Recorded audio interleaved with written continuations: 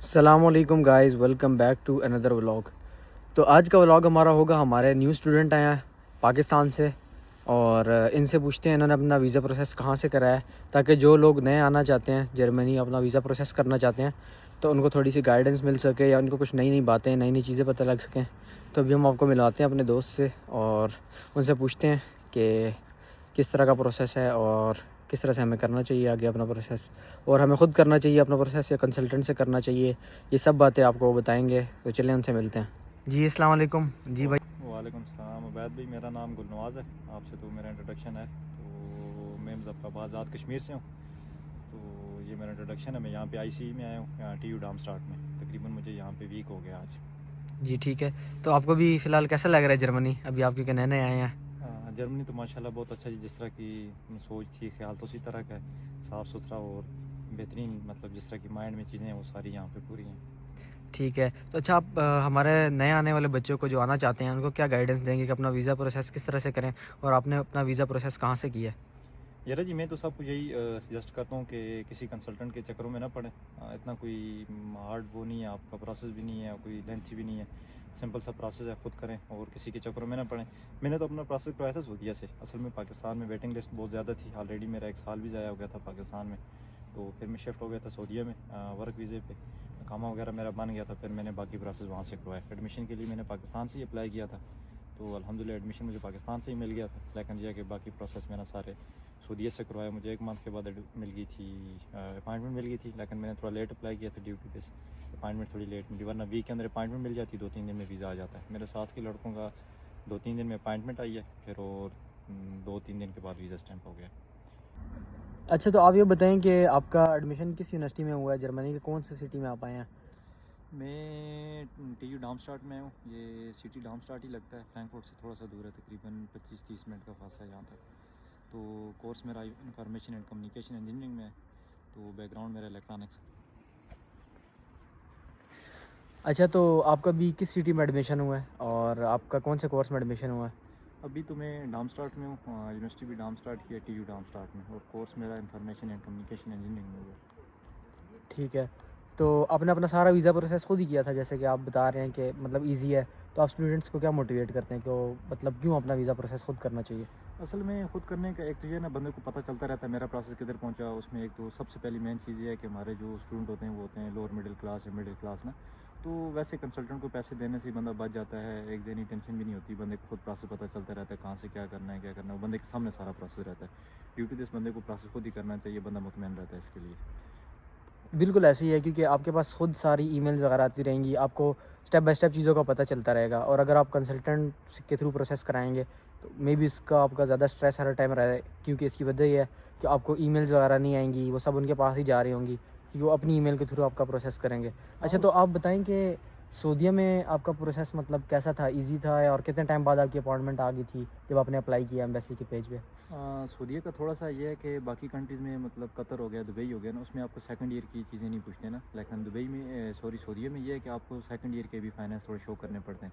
Bank statement ही होती है लेकिन कम से कम शो करने होते हैं। एक चीज़ प्रोसेस थोड़ा सा ये है, पाकिस्तान की कतर के निस्बतन सऊदीया का टफ़ है।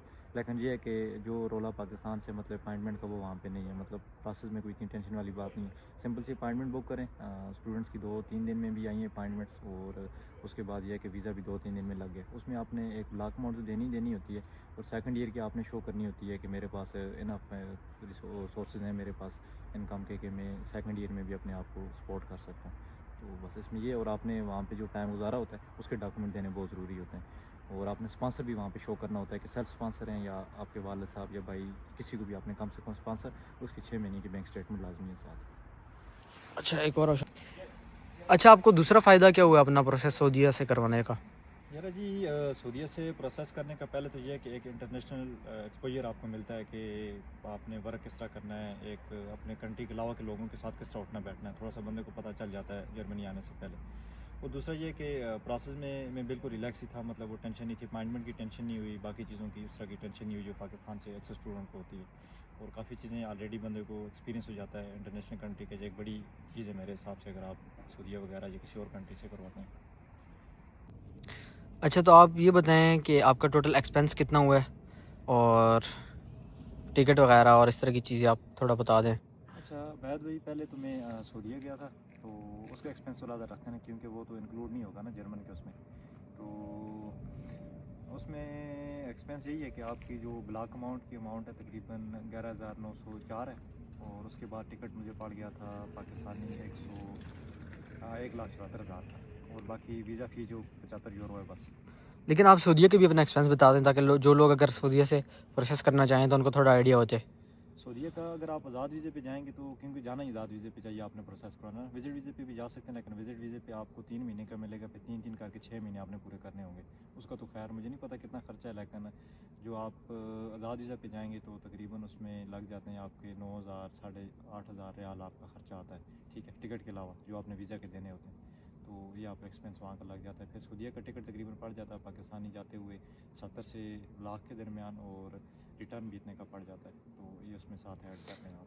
अच्छा, तो हमने कुछ पोस्ट वगैरह देखी जिसमें स्टूडेंट्स बता रहे थे कि कुछ स्टूडेंट्स का 6 मंथ्स के स्टे के बगैर भी इन्होंने एंटरटेन किया, तो ऐसा है कुछ आपको नहीं इस नहीं, ये बारे में? सब झूठ फ्रॉड है। ये यूट्यूब पे वीडियो चल रही थी, मैं भी इसी चक्कर में गया था कि मैं यूँ ही कामा बनाऊंगा तो वीज़ा अप्लाई कर दूंगा। तो मैंने तकरीबन, मेरा तो एडमिशन आया हुआ था, मैंने 2 महीने के बाद अप्लाई कर दिया था, लेकिन मुझे बार बार वो यही कह रहे थे कि आपके 6 महीने पूरा होना बहुत ज़रूरी है। एक दफ़ा तो मैंने अप्लाई किया था, सेकंड टाइम रॉन्गली मुझसे क्लिक हो गया था, लेकिन उनका फिर यही रिप्लाई था कि आपके अभी तक 6 महीने पूरे नहीं हुए सऊदीया में, तो आपका प्रोसेस नहीं हो सकता, 6 महीने पूरे करें उसके बाद होगा। तो इसके लिए 6 महीने आपके ज़रूरी हैं, आप विजिट वीज़े में या आप कामाई के ऊपर हैं, 6 महीने लाजमी है वहाँ पर पूरे करने। अच्छा, तो गुल साहब अभी आप हमें ये बताएं कि मतलब रिक्वायर्ड डॉक्यूमेंट्स क्या हैं अगर आपने एम्बेसी में अप्लाई करना है सऊदीया में? सऊदीया की चेकलिस्ट तो पड़ी हुई है इसके ऊपर, वेबसाइट के ऊपर, लेकिन उसमें कुछ डॉक्यूमेंट ऐसे हैं कि जो सामने नहीं है, लेकिन वीज़ा के लिए बहुत ज़रूरी हैं। जिन स्टूडेंट्स के मिसिंग थे उनका रिजेक्शन आई है। पहले तो बाकी वही है ना, एडमिशन हो गया आपके पास एनरोलमेंट हो गई, आपके पास ब्लॉक अमाउंट हो गई, ठीक है, ये डॉक्यूमेंट तो मैंडेटरी है ना। उसके बाद CV वगैरह होगी, बाकी चीज़ें जो है आपके पासपोर्ट वगैरह। उसमें यह है कि आपके पास स्पॉन्सर का होना चाहिए, एम्प्लॉयमेंट लेटर होना चाहिए, 6 महीने की उसकी बैंक स्टेटमेंट होनी चाहिए, ये बहुत मैंडेटरी है। और साथ आपके अपने डॉक्यूमेंट होने चाहिए कि आपने 6 महीने सऊदीया में क्या किया है, ठीक है। और मतलब आपके पास बैंक की स्टेटमेंट या बैंक हिस्ट्री वगैरह होनी चाहिए? लाजमी है, वो बहुत ज़रूरी है, वो साथ होनी चाहिए। साथ आपका एम्प्लॉयमेंट लेटर भी होना चाहिए अगर आप काम करें। अगर आप काम नहीं कर रहे ना, फिर भी आपके पास कुछ ना कुछ डॉक्यूमेंट होना चाहिए कि आप सऊदीया में आए हैं, किस वीज़े पे आए हैं, उधर क्या कर रहे हैं आप। सिर्फ आपके कामे पे या आपके पासपोर्ट के ऊपर वो रिलाई नहीं करते, उसको डॉक्यूमेंट देना ज़रूरी होता है। मेरे साथ स्टूडेंट का यही हुआ, वो कह रहा था इशू नहीं है, इन्होंने मांगा नहीं है, लेकिन उसकी यही रिजेक्शन आई थी कि आपने तो बाकी सारे डॉक्यूमेंट दिए हैं, लेकिन आपने ये नहीं शो किया कि आप सऊदीया में 8 महीने 9 महीने से रह रहे हैं, तो आपने यहाँ पे क्या किया है। तो ड्यू टू दिस उन्होंने इसको रिजेक्शन लगाई थी। तो ये डॉक्यूमेंट बहुत ज़रूरी है अपना शो करना। अगर सेल्फ स्पॉन्सर हैं फिर स्पॉन्सर की ज़रूरत नहीं है डॉक्यूमेंट शो करने की। अगर स्पॉन्सर आपके वालिद साहब हैं या भाई हैं, तो उनके 6 महीने की बैंक स्टेटमेंट, उनका एम्प्लॉयमेंट लेटर और उनके एक एफिडेविट टाइप सा डॉक्यूमेंट है कि मैं इसको सपोर्ट करूँगा। और आपके अपने डॉक्यूमेंट, मिसाल के तौर पर आपका एम्प्लॉयमेंट लेटर हो गया, आपकी अपनी बैंक स्टेटमेंट होगी। अच्छा, अभी आप ये बताएं कि अक्सर स्टूडेंट्स बहुत कंफ्यूज होते हैं कि जो बर्थ सर्टिफिकेट होता है वो कहाँ से आपने बनवाना है, यूनियन काउंसिल से बनवाना है या नादर से बनवाना है, और इसके बारे में थोड़ा बता दें। यार जी, सऊदीया में तो रिक्वायर्ड डॉक्यूमेंट्स में बर्थ सर्टिफिकेट है ना, लेकिन वो जब आप लेके जाते हैं साथ वो लेते नहीं है, वो आपसे जस्ट आपकी डिग्री और ट्रांसक्रिप्ट लेते हैं। और जो बर्थ सर्टिफिकेट है वो तो यूनियन काउंसिल से बनेगा ना। यूनियन काउंसिल में आप एप्लीकेशन देंगे, वो आपका डेटा नादरा से मांगते हैं, उसमें 1 आध दिन लग जाता है, नादरा आपका डेटा उनको प्रोवाइड करता है, तो 1-2 दिन में आपका फिर बर्थ सर्टिफिकेट यूनियन काउंसिल वाले आपको बना के दे देते हैं। लेकिन उसमें ये देखें कि कोई डेटा मिसिंग ना हो, कोई स्पेलिंग की गलती ना हो उसमें ना, तो फिर वो मतलब जो चेंजिंग में आपके, बड़ा टाइम लग जाता बिल्कुल है। बिल्कुल, मतलब जो आपके मैट्रिक या FSC या इस तरह के जो भी डिग्री सर्टिफिकेट्स हैं उनके ऊपर जो नाम और डिटेल्स हैं आपके बर्थ सर्टिफिकेट वगैरह से मैच हाँ, करनी मैच चाहिए। करने बहुत ज़रूरी है, वो होने चाहिए। लेकिन वहाँ पे ये है कि वो मैं इससे कह रहा हूँ क्योंकि मेरा गलत बना, तो मुझे ये हुआ कि फिर उन्होंने लिया ही नहीं है, तो फिर मैं इस चीज़ से बच गया था। मैंने चेंज करवाना था, लेकिन चेंज करवाने में वो काफ़ी टाइम ले रहे थे। मैं ये कह रहा हूँ कि स्टार्ट में जब आपको वो कंप्यूटर पे दिखाएं ये डॉक्यूमेंट्स हैं, इसमें ये चीज़ें हैं ना, ठीक उसमें है, अपनी स्पेलिंग वगैरह सारी चीज़ें चेक कर लें, फिर उसके बाद प्रिंट करवाएं। ठीक है। और अक्सर ऐसा होता है कि स्टूडेंट्स का, जहाँ तक मैंने देखा है, कि मैट्रिक के जो डॉक्यूमेंट्स होते हैं उनका और बर्थ सर्टिफिकेट के डॉक्यूमेंट्स मैच, उनके ऊपर जो नेम होता है मैच नहीं कर रहा होता, तो फिर यूनियन काउंसिल वाले इशू करते हैं। वो कहते हैं कि आप अभी कोर्ट जाएं, आपका 6 मंथ्स लगेंगे, आपको लॉयर हायर करना पड़ेगा और इसके थ्रू वो लंबा प्रोसेस होता है।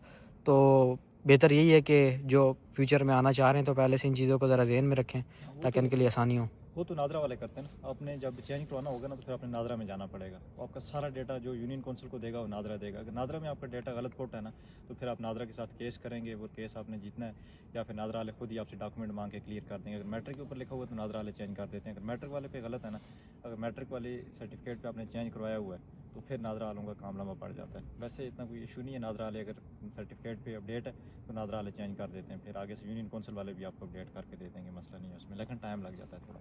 अच्छा, और दूसरा मैं ये बताएं कि अभी आप यहाँ पे आए हैं तो आपको यहाँ पे अकोमोडेशंस के हवाले से कोई डिफ़िकल्टीज फेस हो रही हैं, या आपने शुरू में क्या मेजर काम होते हैं जो इंपॉर्टेंट काम होते हैं जो आपने जल्दी करने होते हैं, जिस तरह बैंक अकाउंट हो गया, सिटी रजिस्ट्रेशन हो गई, इस तरह की चीज़ों के बारे में आप क्या बताएंगे नए आने वाले स्टूडेंट्स के लिए, और लैंग्वेज की इंपॉर्टेंस के बारे में आप इन्हें क्या बताना चाहेंगे? यारा जी, लैंग्वेज तो ज़रूरी है। यहाँ पे आके हम शुरू जाते हैं सीखने में ना, तो हम कहते हैं वहीं पे जाके सीखेंगे। तो यही है कि वहाँ से पाकिस्तान से कम आप डेली बेसिस पे जो हमारी लैंग्वेज यूज़ हो रही है वो जर्मन में सीख के आएँ, उसको देखें यार किस तरह होती है ना। यहाँ पे आके देखने से बेहतर है वहीं पे देखें। बाकी जो डॉक्यूमेंट्स आप कह रहे हैं, मेरे हिसाब से तो इस तरह करना चाहिए, जब आपका वीज़ा स्टैंप हो जाए तो अगर आपका यहाँ पे कोई बंदा है वो ऑलरेडी आपको ये चीज़ें, मतलब आपकी रिहाइश वगैरह, आपकी बाकी चीज़ें डॉक्यूमेंटेशन पे और करें ना। क्योंकि मैं आया हूँ तो अभी मुझे रिहाइश भी देखनी है, मैंने डॉक्यूमेंट्स भी देखने, तो मुझे सिटी रजिस्ट्रेशन नहीं मिल रही। जब तक मुझे लैंडलॉर्ड की तरफ से पेपर नहीं मिलेगा, सिटी रजिस्ट्रेशन नहीं होगी।